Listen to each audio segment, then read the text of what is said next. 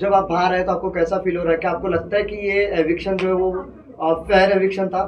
मुझे लगता है कि पहली जैसे ही मैं बाहर आई मुझे बहुत लोगों का प्यार दिखा, जहाँ पे लोगों ने बोला कि they really understood what kind of person I am. आप लोगों ने मुझसे कन्वर्सेशन तो किया है, लेकिन मेरी एक्चुअल पर्सनालिटी जो मैं रियल में हूँ वो भी आप लोगों ने देखा है।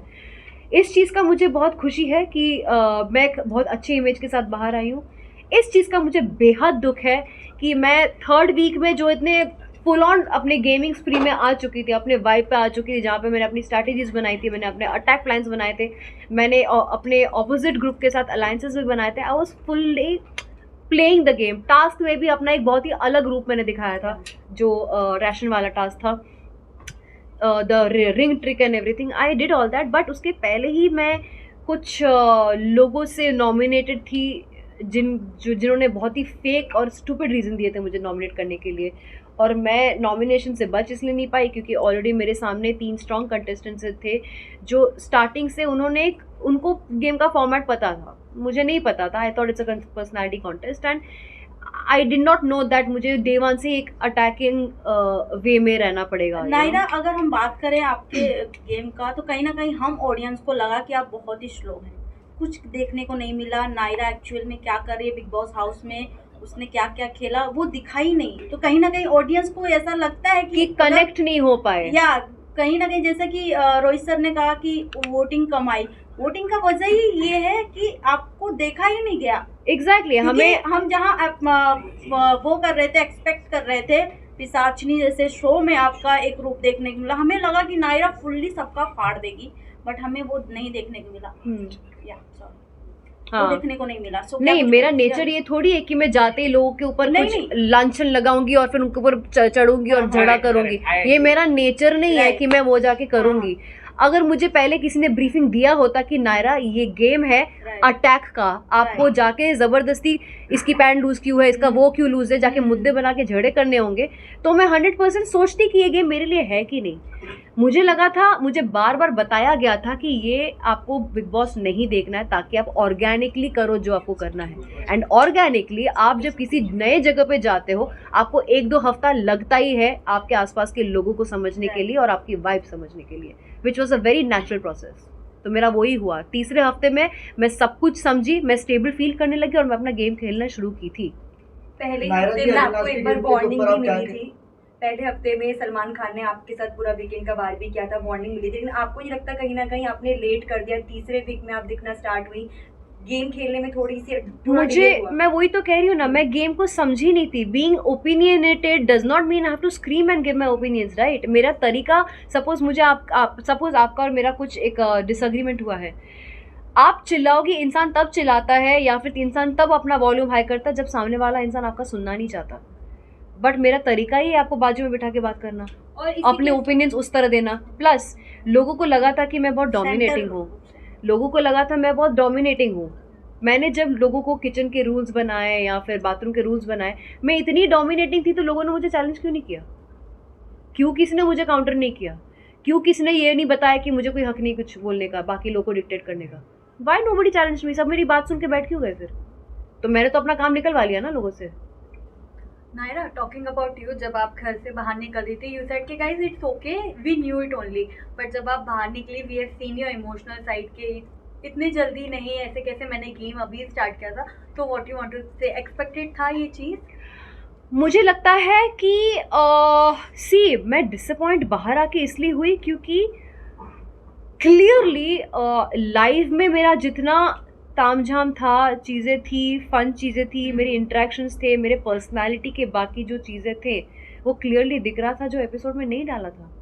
और मुझे नहीं पता है कि वो एपिसोड में क्यों नहीं डाला था।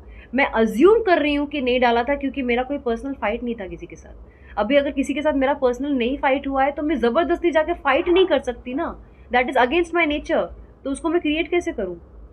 मैं समझी गेम को, मैं लोगों की असली चेहरे जब पहचानी तब मेरे को रियलाइज होने लगा कि मैं कैसे किस किस को एलिमिनेट करना चाहती हूँ, because I saw the real faces. But day one में जबरदस्ती किसी के साथ मुद्दा उठाना, इट्स नॉट पॉसिबल। हुआ ही नहीं मेरे साथ, किसी ने ना मुझे चैलेंज किया ना मैंने किसी को किया, सब तो मेरी बात मान के बैठे थे। आपको नहीं लगता कि चाहत ने ये बहुत अच्छे से बिग बॉस का सिनारियो देखा और उसका बहुत ज्यादा फायदा उठा रही है झगड़े और मुद्दे बनाकर? सच में घर पे क्योंकि जहाँ तक हम ऑडियंस को चाहत इतना लोगों को नहीं पता था कि चाहत कौन है, बट टीवी शो की है आई नो, बट कहीं ना कहीं बिग बॉस से जिस तरीके से टीआरपी उन्हें मिल रहा है बहुत शॉकिंगली है कि सी चाहत है somebody जो बहुत चिल्ड आउट रहती है घर में, राइट बहुत चिल्ड आउट रहती है, वो कभी कभी सोती भी रहती है और ग्रुप में बैठने के बावजूद भी वो बात तक नहीं करती है। आप लाइव में उनको ऑब्जर्व करना, उसके कुछ चीज़ों की वजह से, फॉर एग्जाम्पल बेड वाला जो मुद्दा हुआ था वो उन्होंने, आप अगर एपिसोड देखोगे, उन्होंने एक बार भी अपने मुंह से नहीं बोला कि मुझे स्नोरिंग या चीखने की वजह से बेड अंदर सोना नहीं है। वो बोलने जा रही थी कि मुझे नहीं अंदर सोना है, तब किसी ने बोला कि हाँ वहाँ बहुत स्नोरिंग होती है, किसी और ने बोला था वो। तो उसने क्या किया, वो बेड बाहर सोना चाह रही थी लेकिन सामान अपना घर के अंदर ही रखना चाह रही थी, जिसकी वजह से विविन तड़प गया था। एंड विविन ने उसके ऊपर जब झाड़ा तब उसने काउंटर दिया।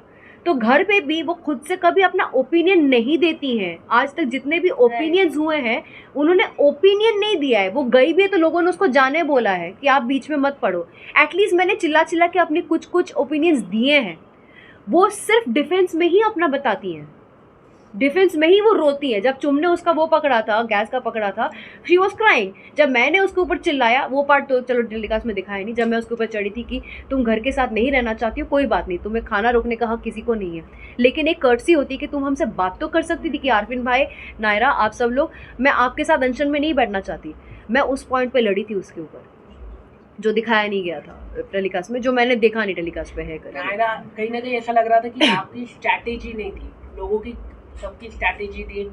तो सब बिग बॉस देख कर आए थे ना, तो मैंने नहीं देखा हुआ था ना। तो कहीं ना कहीं आपके ऊपर, कहीं ना कहीं आपने कम तैयारी करके गए आप। हाँ, कोई तैयारी एक्सपेक्टेशन बहुत ज्यादा हाई आपसे थी तो आपसे। एक्सपेक्टेशन थे सी ज्यादा। नाउ इफ डे वन से एलिस somebody, आपके सामने आते अपने फैमिली के बारे में बताती है पूरी तरह से। मैंने भी बताया, ईशा पूरा से आपके बारे में बात करती है, अविनाश के साथ पूरा घर आपके बारे में बात करता है, लेकिन कहीं ना कहीं आप ज्यादा दिखाई नहीं दी और आपने कोई खुलकर बोला नहीं। आपके बारे में हाँ। बात हुई घर में, लेकिन आपने वो मुद्दे वोकली नहीं उठाए। मेरे बारे में बात हुई लेकिन किसी ने मुझे डायरेक्टली नहीं बोला, तो मैं उस चीज का क्या करूं फिर। क्या आपने अच्छा पीआर टीम नहीं लगा? नायरा, ऑनेस्टली स्पीकिंग मुझे भी नहीं पता कि सबसे बेस्ट पीआर कौन होना चाहिए था मेरा उस टाइम पे। I don't know. नायरा, आपका नाम शहजादा के साथ जोड़ा जा रहा था और ऐसे हम कई किसने लोग जोड़ा है? और घर वाले, और ऐसे कई लोग हम देख रहे हैं जो घर वाले अंदर ही अंदर एक दूसरे का नाम जोड़, जैसे अविनाश के साथ ईशा का जोड़ा जा रहा है और करणवीर के साथ चुम को लेके छेड़ रहे हैं। तो आपको क्या लगता है कौन सा रियल कपल आने वाले टाइम में बनेगा, या फिर क्या फेक दिख सकता है, या बिग बॉस के लिए सब कर रहे हैं? मुझे लगता है करण एंड चुम का हो सकता है क्योंकि गेम के लिए रियल फायर मैंने किसी में भी नहीं देखा है, सच कहूँ तो। See Esha is very intelligent girl. Rajat जैसा बंदा जो लड़कियों के साथ इजीली फ्रेंडशिप नहीं करता है, वो उसको भाई बहन का रिश्ता उन्होंने ऑलरेडी इस्टेब्लिश कर लिया एंड बहुत स्ट्रॉन्ग रजत बिलीव्स इन हर। जबकि बाहर से हम सब ने देखा है कि Isha has a point of view and a negative point of view for everybody. All of us have seen that. तो जिस दिन रजत को शॉक मिलेगा उसको उस दिन शॉक मिलेगा। हैविंग सेड दैट, उसको थोड़ा सा अपसेट भी हुआ था जब वोटिंग हो रही थी स्टेज पे, एंड रजत के लिए किसने, बग्गा भाई ने किसी के लिए, बग्गा भाई ने शायद करणवीर के लिए 2 शब्द बोले थे, करणवीर के लिए। लेकिन ईशा बीइंग द सिस्टर जो भाई बहन कर रही थी, वो उसने दो बातें नहीं की स्टेज पे आके उसके बारे में, रजत के बारे में। सो उसको डिसअपॉइंटमेंट लगा था। सेकंड सिचुएशन, इन लोगों ने कुछ इम्प्लाइड प्लान ये किया था कि मुस्कान को बचाना चाहिए एविक्शन से। रजत क्या कहना चाहेगी विकेट के बारे में? मैं एक बात कंप्लीट कर रही हूँ। उस टाइम पे ये एक चल रहा था कि हमें मुस्कान को बचाना है एविक्शन से, ओके। एंड उस वक्त हुआ क्या था कि रजत अपने प्रिंसिपल पे कि नहीं मैं अपना पॉइंट ऑफ व्यू देना चाहता हूँ वर्सेस मुस्कान को बचाना चाहता हूँ, वो फंस गया था और उसने अपना पॉइंट रखा और सारे घर वाले उससे बात करना बंद कर दिए। Why? Because he did not go for saving Muskan. तो मुझे लगता है कि रजत को भी एक पॉइंट के बाद पता चलेगा कि अपना ही गेम खेलना है कि राइट। फैलना है। नायरा, रजत को आप टॉप 1 की रैंकिंग में कैसे देखती हो? डू यू थिंक कि he deserve on top 1 also? जब विवियन और रजत को जब तोलने की बात आई थी तो लीडरशिप क्वालिटी, मैनिपुलेटिव, सबसे ज़्यादा रजत को दिया गया था, ना ही तो विवियन को दिया गया था। व्हाट यू हैव टू से कि इतनी उनमें क्वालिटी है? क्योंकि एक जब सलमान खान ने उनसे पूछा था तो आप अगर जेल में होते तो क्या आप खाना देते, तो उन्होंने कह दिया था बिल्कुल नहीं देता मैं।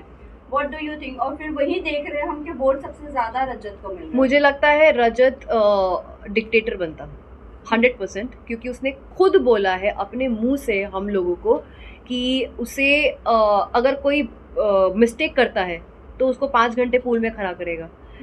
अगर वो राशन के लिए जाता, वो अपना पावर एक्सरसाइज करने के लिए एक खाना भी नहीं देगा। तो he honestly said his true feelings. तो हमें, और मुझे ये पता है जब ये वाला टास्क हुआ था जहाँ पे चुम, आरफीन और रजत के बीच में मैंने रजत का गुड्डा हटाया था, मेरा रीज़न बाद में ये भी था कि तुम बहुत ज़्यादा इम्पल्सिव हो। एक टाइम गॉड, एक लीडर इम्पल्सिव नहीं हो सकता। आप डिक्टेटर वाली क्वालिटी लेकर नहीं आ सकते। You have to be somebody who is balanced, who can work around the house very well. So उस रीज़न की वजह से रजत को ना एक थोड़ा सा टशन हो गया था मेरे साथ, बट प्यार से आके बात करके नलीफाई करके भी चला जाता था। नायरा, कहीं ना कहीं ईशा और एलिस की जो बॉन्डिंग हमें दिखाई जा रही है और आफ्टर उनका फ्रेंड जो उन दोनों को प्रोटेक्ट कर रहा है, कहीं ना कहीं उन्हें पता है कि हमें एक रिलेशन तो बना के रखना है बिग बॉस हाउस में। लव एंगल नहीं बन सकता तो भाई एंगल ही सही। तो आपको क्या लगता है अगर आपका कहीं अच्छा बॉन्डिंग रहता तब तक आप घर में रहती, या फिर उन दोनों को क्या नाम, इन तीनों को क्या नाम देना चाहेंगी? देखो, इनका गैंग को तो मैं सिंड्रेला सिस्टर्स बुलाती थी पहले। अब मुझे सच में पता चला कि चुगली चाचियाँ तो थी ये है ही, वो पूरा टाइम वही करती रहती है। हैविंग सेड दैट, मुझे उनके फ्रेंडशिप से भी बहुत ज़्यादा इंस्पिरेशन मिलती है। वो they are very tight with each other. भले ही वो लोग घर के लिए थोड़े वैसे टाइप के हैं, सिंड्रेला सिस्टर्स जैसे हैं, जो उसका भी उसके साथ रह के उसको भी बहुत ज़्यादा वो करते हैं, but at the same time I really, मुझे अंदर से बहुत इच्छा भी होती थी कि काश मेरा भी ऐसा बॉन्ड किसी के साथ था। एंड अनफॉर्चुनेटली मेरा बॉन्ड ऑलमोस्ट 2 जन के साथ ऐसा बन भी गया था, श्रुतिका और शहजादा के साथ। इट्स जस्ट दैट मेरा जब गेम ही स्टार्ट हुआ तभी के तभी ओवर हो गया।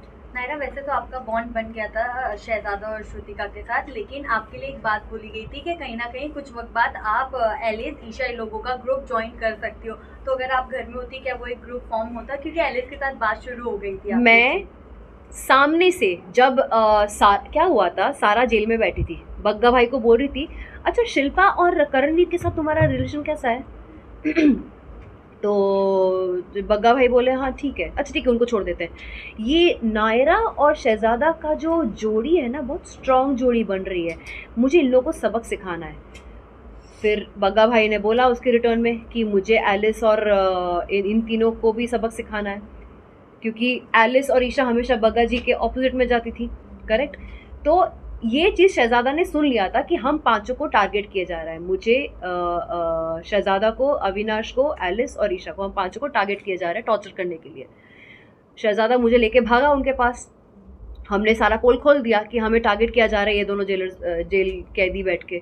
तो तभी के तभी they also got a shock of their life. And फिर मैंने ये चीज़ प्रपोज किया कि इस हफ्ते हम एक दूसरे को क्रॉस नहीं करेंगे, लेट्स बी एन अलायंस। लेकिन ऐसा अलायंस जो पूरे घर वाले नहीं देखेंगे, क्योंकि घर वाले देखेंगे तो हम सबकी नज़र में आ जाएंगे, उनके और अलग अलग स्ट्रैटेजीज आनी शुरू हो जाएगी। सो येस, अलायंस की डिस्कशन ऑलरेडी हो चुकी थी।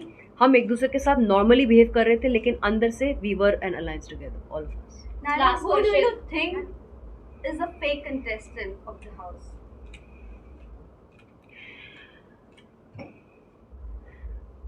मुझे शिल्पा और जी आउटराइट फेक लगती हैं। बग्गा जी हिडन है, वो कन्वीनियंस के हिसाब से उतर चढ़ाव उनका रहता है, लेकिन शिल्पा जी वो बहुत ही विक्टिम कार्ड प्ले करके बहुत सेफ खेल रही हैं, एक तरफ विविन और एक तरफ करण को रख के। शी इज, मुझे शिल्पा और जी आउटराइट फेक लगती हैं। बग्गा जी हिडन है, वो कन्वीनियंस के हिसाब से उतर चढ़ाव उनका रहता है, लेकिन शिल्पा जी वो बहुत ही विक्टिम कार्ड प्ले करके बहुत सेफ खेल रही हैं, एक तरफ विविन और एक तरफ करण को रख के। She is like you know being trying to protect herself, क्योंकि विविन इस गैंग का लीडर है, करण इस गैंग का लीडर है, and she is in the middle. And वो अपना ओपिनियन दे देती हैं, बट वो फाइटिंग स्पिरिट नहीं रखती है, like you know, to make a difference probably. So I think she is playing that safe victim वाला जोन. आपको लगता है कि जो विविन को जो एक टैग दिया गया है, ये बहुत ही गलत किया गया है? टैग मिला है लाडला, कलर्स घर का का लाडला. लाडला. यार घर का लाडला है तो है, वो कलर्स का लाडला भी क्या कर सकते हैं. आप भी तो कलर्स की show हाँ, किया। लेकिन मैंने सारे के सारे कलर्स शो नहीं किए ना. उसने किया भी है, उसके सारे हिट भी गए हैं और उसको टॉप 2 का पोजीशन भी मिला हुआ है. एक बहुत ही सेफ एंड सिक्योर जोन में है, तो शांति से खेल सकता है वो. ये तो बिग Also- बॉस ने दिया है टॉप 2 का टैग, मतलब इनको एलिश को और विवियन को. आपके अकॉर्डिंग कौन हो सकता है? मुझे लगता है विवियन के चांसेस बहुत हाई एंड है. Second?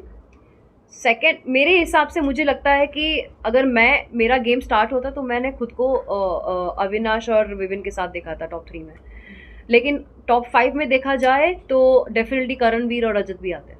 Also, Naira thank you, Vivian- thank you.